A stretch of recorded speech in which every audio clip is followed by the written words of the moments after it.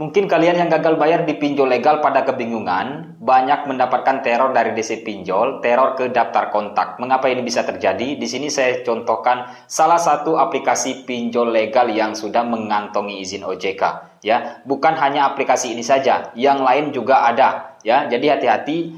Sekarang hapus saja dulu aplikasi pinjol OJK jika kalian tidak ingin terjadi kepada rekan-rekan kita yang gagal bayar yang sudah dihubungi daftar kontaknya. Oke, silakan simak, jangan di skip biar kalian mengetahui bagaimana cara kerja mereka mengambil daftar kontak.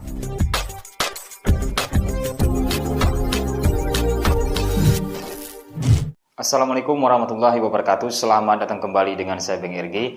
Terima kasih buat kalian yang sudah selalu mensupport channel ini dan terima kasih yang sudah bergabung di grup. Semoga semua permasalahannya dipermudahkan oleh Allah Subhanahu wa taala. Amin ya rabbal alamin.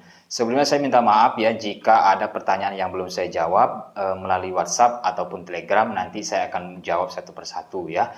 Dan buat kalian yang mungkin yang belum memfollow akun TikTok kita, silakan dibantu support dulu karena saya sering mengadakan live di situ tanya jawab mengenai masalah pinjaman online ya. Pada kesempatan kali ini saya ingin membahas masalah yang paling banyak yang dibingungkan ya.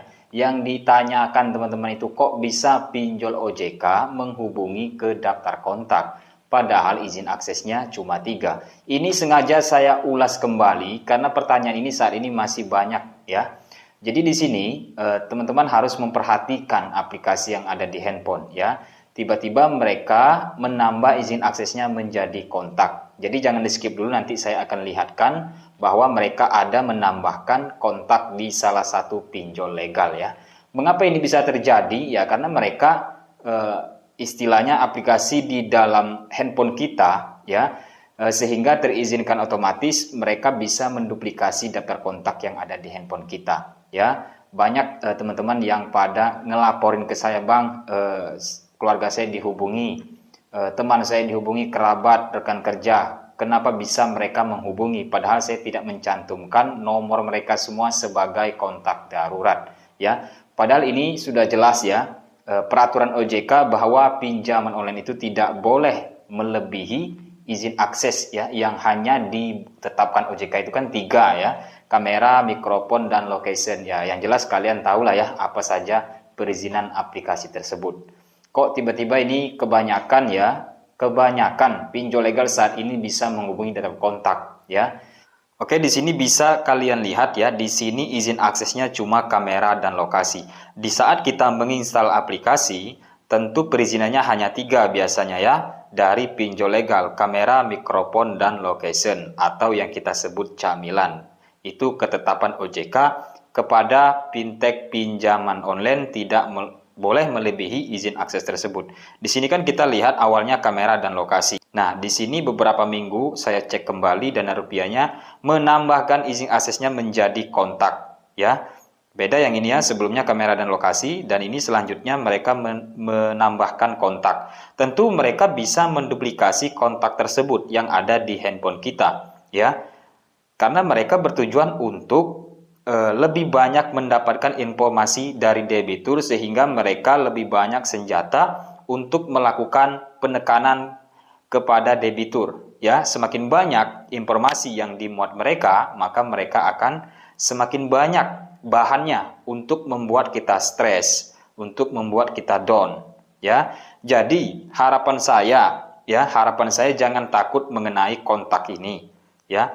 Biasanya mereka tidak semuanya juga. Paling banyak yang saya temukan di dalam grup kita itu, ataupun yang japri ke saya, itu paling banyak 3 orang. Biasanya mereka tertuju kepada orang-orang yang terdekat kita. Ya, misalnya sebelum kita gagal bayar, mereka sudah mengambil daftar kontak, ya, dan mereka menghubungi ke orang yang sering kita hubungi, dan siapa yang sering kita hubungi.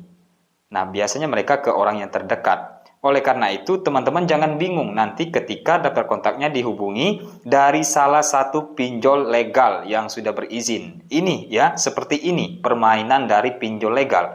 Mereka diam-diam tanpa sepengetahuan debitur, mereka tiba-tiba menambah izin aksesnya menjadi kontak. Ini bukan hanya untuk aplikasi ini saja yang pernah saya temukan. Di Ada Kami dan Bantu Saku juga pernah. ya. Cuma ini sebagai contoh saja dari salah satu aplikasi. Tentu aplikasi lain akan mengikuti juga seperti ini. Kita kan nggak tahu nih, ya. Tiba-tiba kita membuka aplikasi nanti terizinkan otomatis, tiba-tiba mereka sudah menduplikasi daftar kontak. Nah, walaupun saat ini kita menghapus daftar kontak, tetapi mereka sudah berhasil menghubungi daftar kontak, ya, atau hanya 2 orang, itu tetap mereka save nomornya, tetap mereka simpan untuk nanti diteror kembali, ya. Bukan berarti kita hapus daftar kontak, terus mereka tidak ada lagi nomornya, itu nggak akan mungkin, ya. Saya berasumsi bahwa mereka tetap menyimpan nomornya. Nah, jadi seperti itu ya, untuk menjawab pertanyaan dari teman-teman semua, mengapa mereka bisa menghubungi daftar kontak. Oleh karena itu, saran saya yang sering saya sarani di TikTok ataupun di YouTube ini ya, lebih baik di-uninstall saja dulu aplikasinya.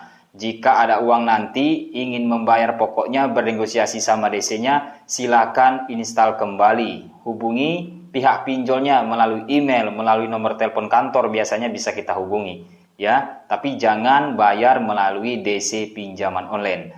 OJK tahu ya, OJK mengetahui banyaknya laporan-laporan debitur ya, masalah DC yang melanggar aturan ini yang memuat pengancaman. OJK API tahu, cuma mereka seolah-olah ya tutup mata ya akan hal ini. Jadi kita sendirilah yang mengatasi masalah pinjol ini. Kita tidak perlu berharap sama siapa-siapa selagi ya kita paham konsekuensinya, kita berani ya. Kita kuat mental, insya Allah ini bisa kita lewati. Adapun saat ini jangan kita gubris dulu bentuk-bentuk penagihan dari DC pinjol.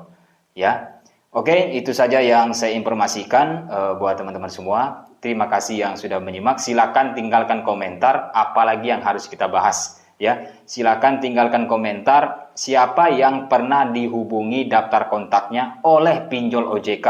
Ya, segera laporkan ya. Segera laporkan DC-DC yang melanggar aturan. Semakin banyak laporan dari masyarakat Indonesia, maka insya Allah akan cepat direspon oleh otoritas jasa keuangan. Sehingga pinjol tersebut dicabut izinnya, diberi sanksi. Ya, oke, itu saja. Terima kasih. Assalamualaikum warahmatullahi wabarakatuh.